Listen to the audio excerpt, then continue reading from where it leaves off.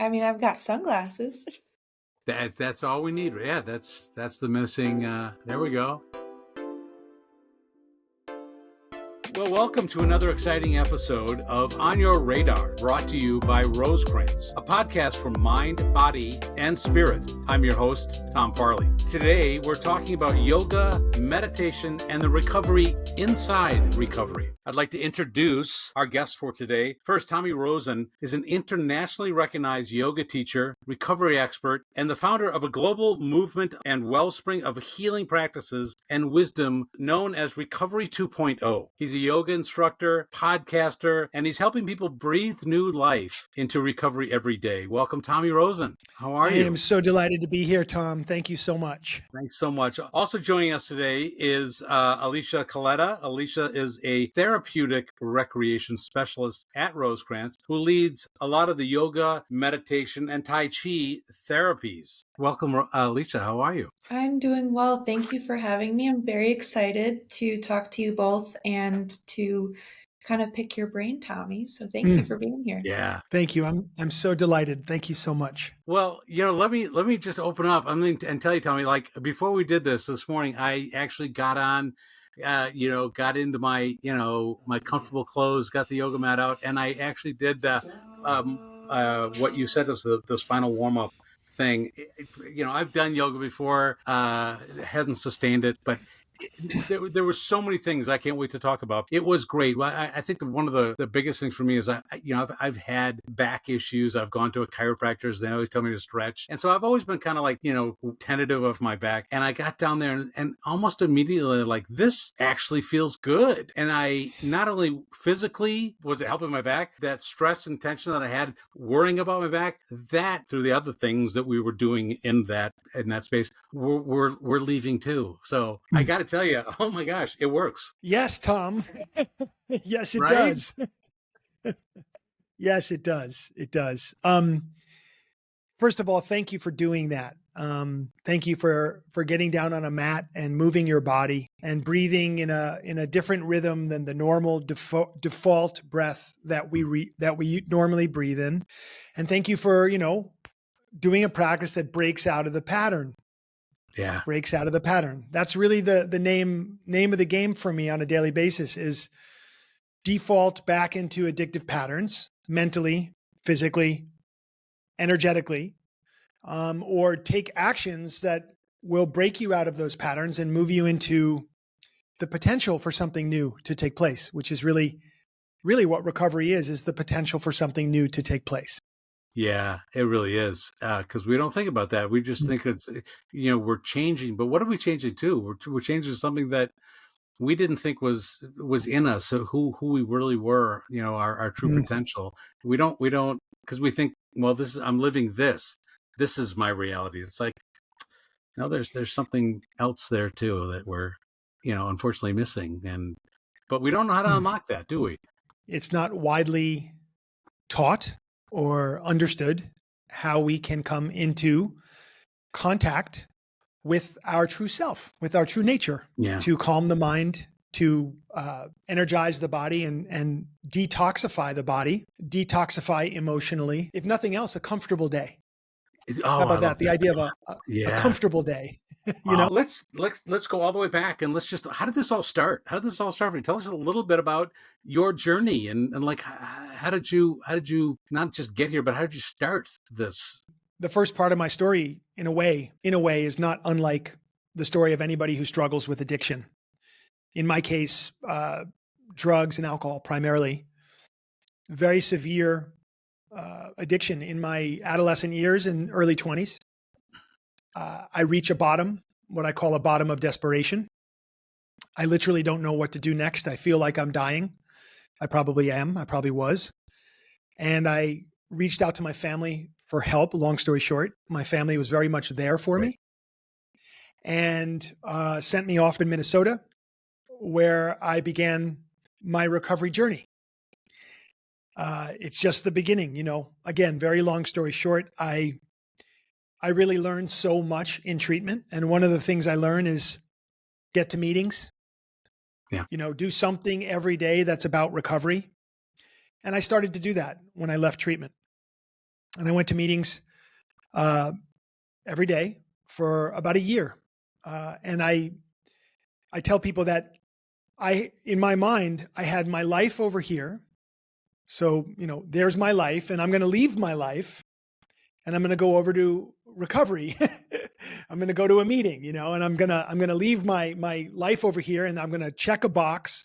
I made it to a recovery meeting, and then I'm going to go back to my life, which is a very disjointed way to live, a very problematic way to live, in that if you're going to meetings and there's not a reason beyond just feeling you have to go, if you're not meeting people, if you're not communicating, if you're not listening, if you're not in the deeper understanding that something's taking place at these meetings that is very, very important and central to your transformation forward in life, eventually it just becomes boring.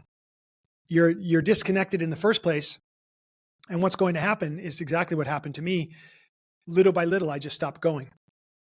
Yeah. So 7 meetings a week became 5, and then 3. And then I'd go to my token meeting a week, and then I just stopped going. And then a little while after that, I relapsed. Mainly because I didn't really have a plan. I didn't really know who I was. Yeah. I wasn't in touch with the creative side of myself. Like, asking questions like, well, what would you like to do in the world here? How would you like to plug in and have a life of meaning and purpose? I just couldn't access it. And I was so confused and so out of sorts. And so I went out. I was sober for about a year. I went out for about a year. In, out, in, out, in, out, just struggling. And at the end of that year of relapse, I came to a second bottom. Let's call this the bottom of self-disgust. At this point, I've just had enough of myself. I'm not totally imploding my life like I had been before, but I'm making no progress. I'm sort of in a strange kind of limbo. And I find that many, many people who enter recovery understand what I'm talking about, that they're no longer the person they used to be, but they haven't really developed into the person they're going to be. Yeah. And there's that strange in between. I see Alicia nodding her head. I'm guessing she understands this or works with clients who experience this problem. That in-between place between who you were and who you're going to be is incredibly fragile. You're very vulnerable in that space. And that's where I had been, just stuck in between whoever I was about to become, but not knowing how to become that person. I literally walked off the street after about a year of relapse in New York City. I walked into an AA meeting, a 12-step meeting. Raised my hand. I'm Tommy. I have 1 day sober. Hi, Tommy. Welcome. I went out and got wasted that night. Came back to the meeting the next day. Hi, I'm Tommy. I'm 1 day sober. Welcome, Tommy. Welcome. Glad to have you here. I went out and got wasted that night. And I came back to the same meeting 3rd day in a row. And I raised my hand. I said, I'm Tommy and I'm 1 day sober. This guy came up to me at the break in the meeting and he said, hey man, what's your problem? Straight up. He's like, I see you coming in here every day. That's very New York. Very direct. Yeah. And I said, I stuttered. I literally stuttered. I didn't have an answer. He said, that's right. You don't know what your problem is. He said, let me suggest that your problem is that you walk through the world with untreated addiction. And it just penetrated down into the cells of my body. And tears just fell down my cheeks. And I just said, I'm so lost. I told him flat out, this stranger, I'm so lost. I have no idea how to make my mind stop. I'm just struggling and I'm in so much pain. And then he delivered a famous line. He said to me, okay, well, I'm your sponsor now. That's what he said. Usually, for those who are familiar with 12-step sort of circles, you realize that I'm supposed to ask him to be my sponsor. But no, he said, I'm your sponsor now, and we're going to go to a meeting every day. Are you willing? And I said, yes, I'm willing. That was June 23rd, 1991. And I haven't had a drug or drink since then. Congrats. Meeting that unbelievable human being just over 32 years ago. And that's where my recovery began. again, next phase. I've had my bottom of self-disgust. I'm going to meetings every day. And for the first time in my life, I actually worked through the 12 steps, which I think are genius and valuable and effective and amazing in so many ways. And one of the ways they're amazing is that they help a person to release the attachment to the past. Anger, resentment, memory, trauma. We begin to move forward from the past that we have been stuck in for so long. And little did I know it at the time, but I was beginning to heal my life. Now, 9 months into that process, I woke up and I had the greatest gift. I could not remember the last time I thought about using drugs or alcohol. I just woke up one day and realized that I was free from drugs and alcohol. I literally, it wasn't that I was fending off cravings. There were no cravings. They weren't coming anymore. Something had happened. I had that massive shift that they speak about. So that's almost a year into my recovery. So that's about 31 years ago. I haven't had a craving ever since. Never once. And I've been through some very, very challenging moments in those 31 years. It's amazing how I don't think that, like you did, it's not the craving for these substances. It's this, that all of a sudden I have this craving now for how it's making me feel and the connection that this recovery journey has given me. That's what I crave. And I get, when I start to lose that or feel like I'm going down away from that, then I'm attuned to that. I understand, and I know what I got to do. I got to find connection. I got to call somebody. I got to go to a meeting. But those are my cravings now. It's how I feel. Yeah. Beautiful. Well, it sounds like you, in a sense, you fell in love with life. Yes. And here's the thing, though. This was all, I loved the feeling. It was easy to get that first step, like you just said, to, change, going from abstaining or avoiding certain behaviors and try to build new things. And I could do that.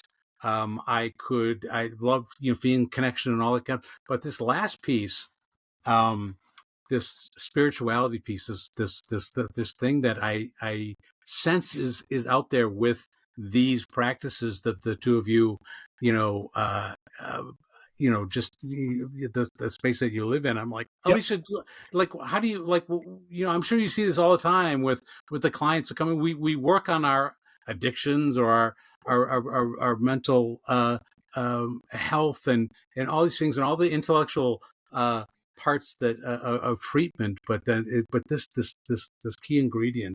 How do you get people there? Because that's where I am.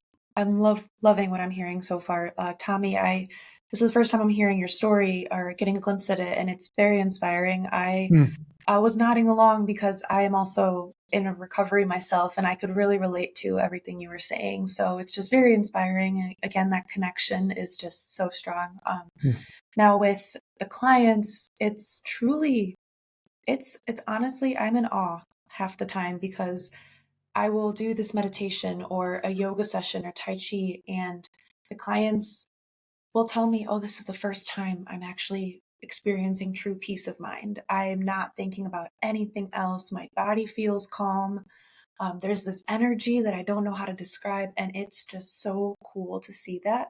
And it's so new to them because, like you guys said, sometimes we wake up the first day in recovery and expect everything to be fine. And that's just not the case. It's so much more than just taking away the substances. There's that emotional sobriety, the spiritual sobriety, not just that physical sobriety. And it's tough that first time, but seeing them progress through the treatment, which is why I'm so happy that they aren't just here for a day or a week. They're here for long enough where I get to see that progress and that growth and their minds just opening up and like soaking it all in. It's really, really cool. What Alicia's talking about here is such an incredible thing, which I just term it the upgrade. Yeah. So if you ask an alcoholic, describe the feeling you get, the positive feeling you get from drinking. If you say to the heroin addict, tell me how it feels to shoot heroin, they're going to describe to you that it's the most profound and powerful thing that they know how to access in life. It feels like a warm hug, you'll hear people say. Yeah. I felt like I was being hugged and loved and held, or the pain went away. or I felt at ease for the first time, or that's the only way I can find ease in this mind or body. What Alicia's talking about, and it's the same experience I had in my first yoga class, my first year of recovery, was to be in a feeling which was as much of a relief, as much of a sensation of just like release and I mean bliss, for lack of a better word, like in a way that I had never felt anything like this except when I was doing drugs. And all of a sudden, here I was in this experience after just, a 90-minute yoga class, which by the way, I was an absolute beginner and I barely got through it. It was, somewhat pathetic. But I survived it, and I laid there at the end as they have you lay out in rest pose. And I literally thought to myself, oh my God. Oh my God. I just kept repeating it to myself in my head. Oh my God. Oh my God. I feel so good. I've never had this before. So that was a massive upgrade to the method or the methods that I had been using to that point. So Alicia, incredible that you are turning people on to that early in recovery and planting the seed of that as things can unfold for them as they make their way forward. It's so cool. It's the greatest thing. And so my story is really, it begins with achieving successful abstinence. Yeah. And by successful abstinence, I mean, I'm not using drugs any longer and I don't want to. That's just abstinence. Yeah. Yeah. A lot of people say, oh, I'm abstinent because I don't use drugs and alcohol. And I say, yeah, but do you want to? And many of them will say, yes, I still want to, but I don't.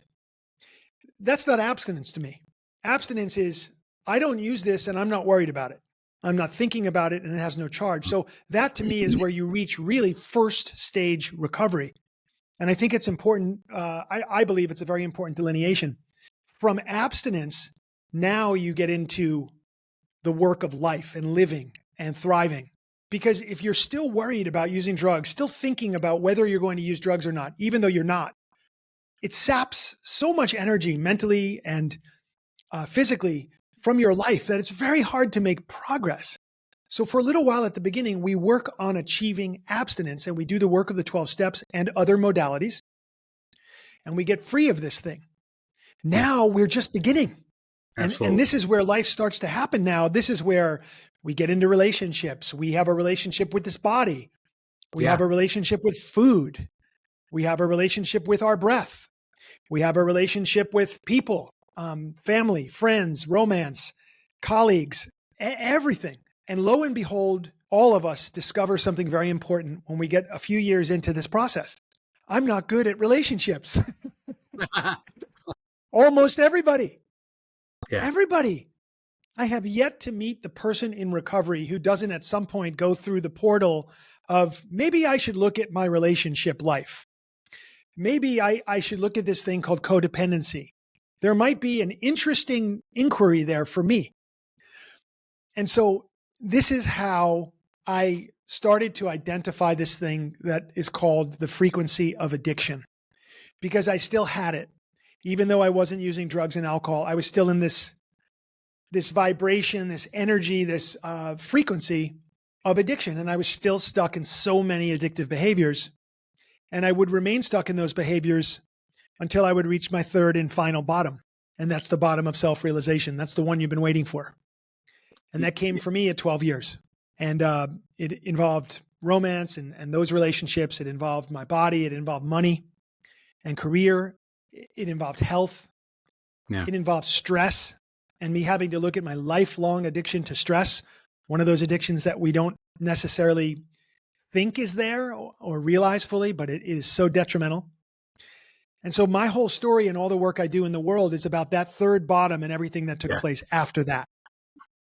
One of the things that I, always looked at yoga and these practices, and I think that a lot of people do, and is I always saw it as an exercise. It's I'm just trying to be healthy. Yes. Well, there's yoga, the exercise. Yeah. And then there's yoga, the life path. Yeah. Yeah. That's it. With regards to addiction, here's one way to sum it up. Addiction is the place of disconnection. Nothing connects in the space of addiction. Nothing is connected. Yep. Yoga, literally, the definition of the word means union. It's the place where everything comes together. It's the place where everything connects. Literally, everything comes together. Mind, body, spirit. Everything becomes an integrated one. So just by definition, yoga is the opposite of addiction. It is the antidote for addiction. So anything that moves you from the stuckness or the disconnectedness of addiction into freedom, into union, into that oneness, anything to me is considered yoga. So if you work the 12 steps, understand that that is yoga. That is yoga. By definition, that is a form of psychological and spiritual work that you do that moves you from the darkness of addiction into the light of freedom and recovery. That's a yogic path.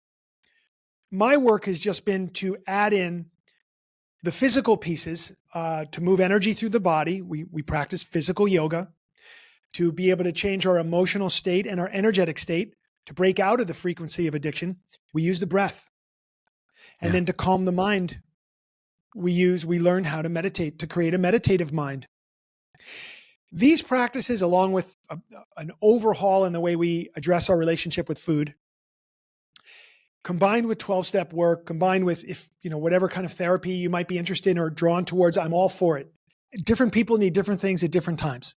But these tools, this recipe I'm presenting here is very hard to beat. I've never seen a person who had embraced these practices and principles into their life that didn't have success. And that's a big statement, considering we have so much relapse and so much addiction. Hey, Alicia, so tell me, like, when we have, like, I'm sure you're dealing with like groups of people that are coming, to you from all sorts of different journeys and paths and experiences and life experiences, and now you've got them in this room, and they're with Rosecrance, trying to work on this addiction, or mental, their mental health, all that kind of stuff. But now you've got them, and how does that look? You all these different people, and you've got this tool now that you're trying to kind of open their eyes in a different way. And how does that look? Tell me what that's like. How do people respond initially, and what are they like, when they leave us, because of the work that you're doing with them? Yeah, very early on in working with Rosecrance, and I've been here since the May of 2022. I had to learn very quickly that those bug eyes that I get when I'm introducing something, whether it be an expressive art activity or the meditation, yoga, tai chi, I've learned that I need to push past those bug eyes. Like, what are we doing? Excuse me, because a lot of the time because a lot of people, especially if they've experienced trauma in their addiction, don't feel connected with their body or their mind or their spirit. And sometimes when I get some clients in here, they're like, "Oh, yoga's not for me. Like I've never even imagined myself doing this." So I get a lot of doubt, I guess, if I were to put it in a word, a lot of doubt. However, I always just encourage people, even if you're not physically able to do this right now, just mentally be aware, observe, watch us, practice the breathing. Because sometimes, some people have trouble just jumping in, and that's okay. A lot of this is a very new thing for our clients, recovery itself, and especially things like therapeutic movement. And I always encourage individuals to just kind of ease their way in. Sometimes I start off with 2 people participating out of 16, and then toward the middle, other people, I'll see them start sitting up instead of lying down and practicing the breathing with us. And I do have individuals at the end of the session who may have not done the physical movements, but they'll still tell me the same thing. I feel so much calmer. Seeing my peers do this helps me feel more confident, like I can do this. A lot of individuals are nervous, ability-wise, that they're not able to do everything all the movements perfectly and all this. So I always try to help with the modifications. And Tommy, I was watching your video and, doing it along with you, and you were the frog kind of going up and down. I had recently just gotten a procedure done, so I couldn't do that. So I listened to your modifications, and I think that for our clients, that's a huge thing, especially like our older clients, that are really nervous, like, oh, I can't do this. I'm too fragile. I'm not steady right now. So I think just really helping people push past that doubt has been a huge, huge part of my journey here working with clients.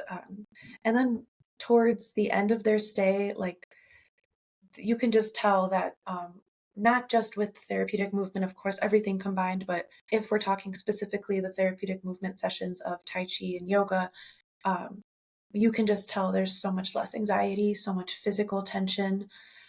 People have come in, we do an anxiety check-in from 0 to 5. People come in at 5, sometimes they'll say 5+, and they'll leave, even at a 4, which is awesome. Or some people will go down to a 0 and say, I've never been able to do that before.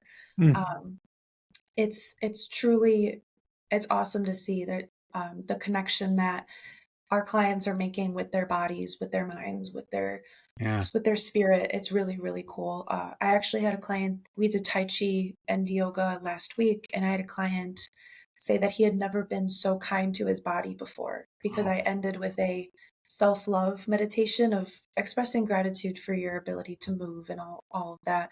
And he was like, I've never spoken so kindly to my body before. I'm so insecure. And he's like, I got emotional, and I almost get emotional during every session because of what these clients share. Is just so profound and so amazing to see. One of my favorite things I like to say to people is that recovery exists on the other side of fear. But what does that mean? And like, that's how do I get there? How do I get beyond that fear? What you just said, this doubt, the fear, whatever you call it, I didn't have an answer for him. Faith was all I could give him, but this actually is this is a tool. This is something that's tangible. That's absolutely gets people beyond that self-doubt and that fear, and it's an amazing thing. I've as I said, when I found that I was fearful of how my back was going to feel, and that was gone. Not physically, but also mentally too. It's an incredible thing. I noticed when I did a quick thing in my office, that like I could do a lot of the stuff just sitting in my chair, which was amazing. I didn't need to be the whole, have this whole kind of the mat down and this whole kind of. That's the other thing was like. My other question was time of day. Like, it seems to me like we say in recovery, like start your day a certain way and end your day a certain way. And like the yoga that you do at a certain time of day can change for different reasons. I don't know if that makes sense. We have I think it's a funny saying in 12-step rooms that we wake up with anxiety or worry and already the vulture is on the headboard. It's already there waiting to get us. We haven't even gotten out of bed yet. Yeah. Like maybe we haven't even opened our eyes. It's already started.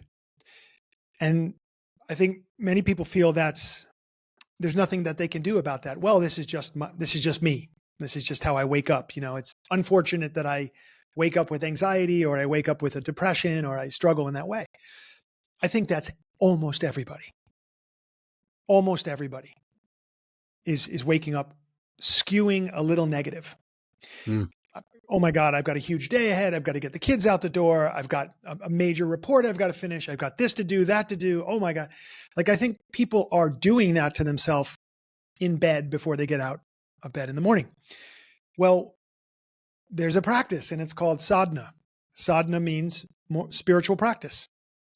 And so you wake up in that state and you recognize it. Okay. You get down on a mat, or you get into your chair, or you go out into nature. And you do some practices and you get a hold of that thing before it drags you around throughout the day. And these very specific practices, not unlike what you guys did in the video I sent you, you do that in the morning. You wake up, you go to the bathroom, you shower, you brush your teeth. If you absolutely have to, you get your coffee, but you probably don't have to until you do your practice first. You can always have your coffee after. And if you're not doing that, all the better. But get on the mat, get into your practice, start to breathe, start to change the rhythm of your breath purposefully. Because when you do that, you're going to change the rhythm of your thinking. You're going to change your mind. I'm not making this up. There's 5,000 years of anecdotal evidence behind what I'm saying. And Alicia, she knows what I'm talking about. And so we have the power to do something that only takes a few minutes, that can break the pattern of thinking, break us out of that anxiety, that depression, calm the mind, get centered, and now approach the day from that place. So I emphasize morning practice. Of course, the evenings are important too, and morning practices can be relatively short. I know that I have a better day when I move this body, when I exercise this body. I love this body, and I love to move it. And so yoga classes, hiking, biking, running, any kind of athletics, any kind of sports, just getting out into nature, it's just joyful to be alive. But not if you're in a body that's painful. Yeah. Not if you're in a mind that, attacks you. It's like an autoimmune disease. Addiction is like an autoimmune disease of the soul. It just attacks you. It's like you're attacking yourself and you can't stop it. So that's why recovery, and that's why yoga, and that's why the morning in particular is so important. With the time of day, I have groups beginning at 9 a.m. and that go till 5 p.m. So there definitely is a difference. I can see it in the clients who start at 9 a.m. and I can also see a difference in the clients that do it at 4 p.m. I definitely think that if you're doing yoga or meditating at any time of day, it's definitely going to be beneficial. You're moving your body, you're connecting. I think the mornings, it's a great way to wake up. I actually did the practice. I did it twice, once in the morning and once at night. And even though I was doing the exact same practice, I had a completely different experience. The morning I woke up, I didn't have to have my coffee for a little bit extra time. I was already kind of awake and going. At night, I realized it helped release a lot of the tension that I had built up during the day. And so that's why when I see clients doing or with me in groups, whether it be the morning, afternoon, or later afternoon, it's always beneficial. I just definitely see the benefits of the various times of day for sure. Hey, Tommy, talk to me. I don't want to let you go before I give you an opportunity to talk to me about this Recovery 2.0. Tell me about that. I'm Sure. very interested in that. Yeah. We started in 2013. The idea was to gather people from around the world who are interested in a holistic recovery. So holistic meant, the very quick explanation is, for me, I see that addiction really works on my mind. It really works on my body, and it really disconnects me spiritually. And so a holistic response to addiction would also help me to calm and clear my mind, to detoxify and strengthen the body, and to reconnect me in a spiritual sense. So I was interested in I wanted to get around other people who are interested in mind-body practices added into recovery, lifestyle practices, and particularly a real emphasis on diet and our relationship with food, to see, most people don't think they can be free from addiction. Most people think, I have a disease, I'll have it for the rest of my life. I'll probably be struggling. I think most people think that. Yeah. I'll probably be struggling for the rest of my life. And that's just one of the realities, and I just kind of have to accept it. Well, that doesn't work for my personality. My personality pushes up against a statement like that and says, why? Don't we think that we can heal? Don't we think that there might be a place beyond addiction? Not where we're going to use drugs and alcohol again. That would be going right back into addiction. I mean, where you're so far beyond it and you've got a way to approach and navigate the challenges of life in a graceful way. And you feel an ease in the mind and body, and you get to experience a life just of extraordinary joy. Why isn't that possible for people like us? Of course it's possible. Yeah. So I wanted to find people who are willing to experiment, say, let's try these practices. Let's go deep. Let's really commit to a 40-day we'll do a practice every day for 1 hour for 40 days. That's a big commitment for most people. And at the end of that 40 days, we would find like, wow, I feel different. I'm in a whole different space than I was 40 days ago. Like, where could we go next? What could we do next? That's recovery 2.0. Yeah, I mean, recovery starts with us with that acceptance of who we are. Yeah, I'm an alcoholic. And when I say it every day, I go to a meeting, I get that acceptance, and I had to go there to get into recovery. But what you're talking about is the next level of acceptance of that's acceptance of who I was, and what I have to fight through. But this other thing, this acceptance of there's something else there. There's these connections. There's that I think what you're saying is a missing piece to that whole acceptance thing. Yes. Well, you said earlier you spoke about fear. Yeah. And moving beyond fear. So for me, I believe that at the beginning, naturally, we get sober partially out of fear. When we're in first stage recovery, our fear is healthy. Like it's appropriate. Like, wow, I don't want to go back. I'm so scared of what's going to happen if I relapse, of going back to these self-harming behaviors. I don't want to go back. I'm scared. That makes all the sense in the world at the beginning. But there has to be an evolution where a person, if they stay sober out of fear originally, there's a shift from fear into love. And that later on now, I stay sober out of love. Love of the life that I have. Love of the relationships that I have. Love of just recovery itself. That shift is what's so important for people to understand when they're new. You will not always be in this space of fear. There is something called love, and you've always been looking for it, by the way, in all the wrong places. Yeah. And you're going to get a chance to find it and feel it and live it. And these practices and the Recovery 2.0 membership, we set up a membership so people could engage in meetings and connection and writing and reading and practicing and doing some breath work together. And it's all accessible and it's all very welcoming. That's really what Recovery 2.0 is that we're making that move from fear to love. We're healing addiction, and we're living life beyond addiction, one day at a time, backed by these principles and these practices that absolutely work, and everybody's welcome. And the last thing I want to say before I stop is that, like I said, different people need different things at different times. Yeah. I don't think there's one way for someone to get sober, and I don't think there's one way for someone to reach a state of, let's say, contentment or freedom. There are many, many avenues to that.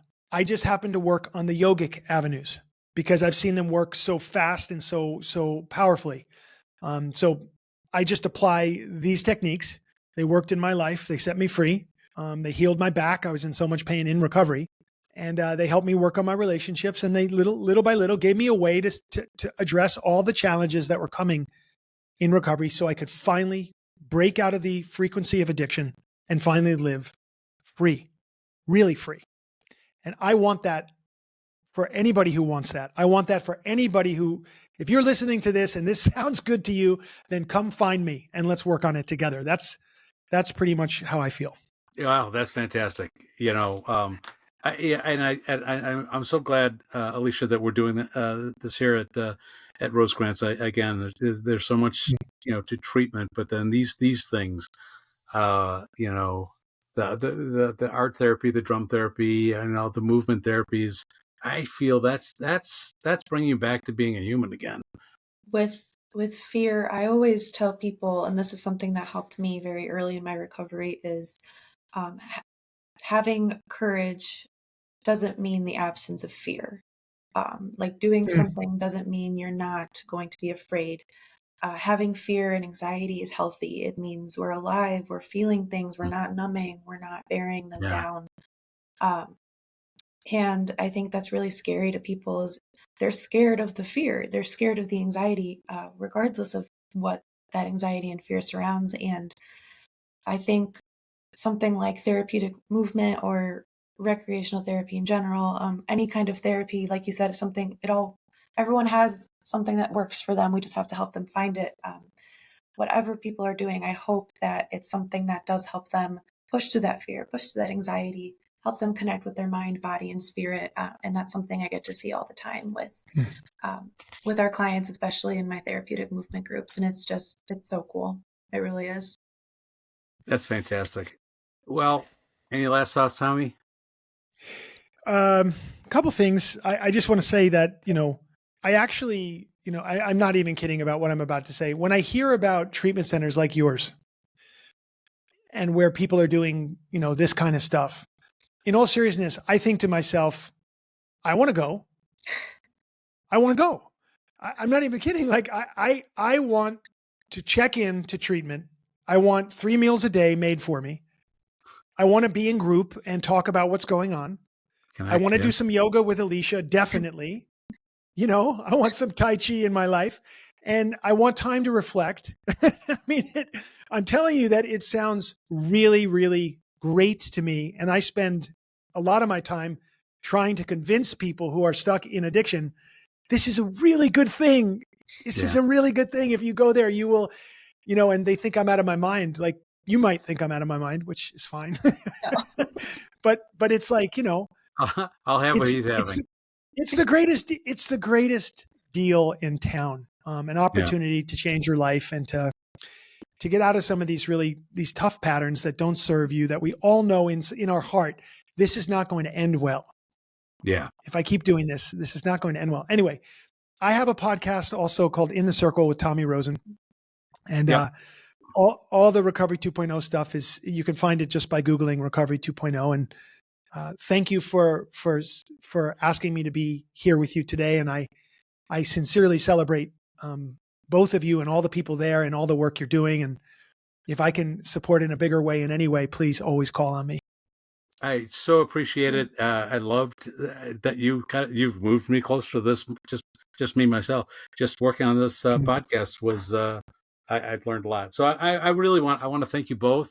Tommy Rosen, again, as Tommy said, catch his podcast In the Circle and check out Recovery 2.0 at what is it, r20.com? r20.com. Yeah. Yep. And we'll leave all those details in the description. Thank you, Alicia Coletta. So wonderful. This has been On Your Radar, a podcast series produced by Rosecrance with locations in Illinois, Wisconsin, and Iowa. Remember, you can make a difference in your own life and the lives of others who are struggling and don't know where to turn. Help us just a click away. Visit rosecrance.org or call 888-928-5278 for more guidance and information. Rosecrance, life's waiting.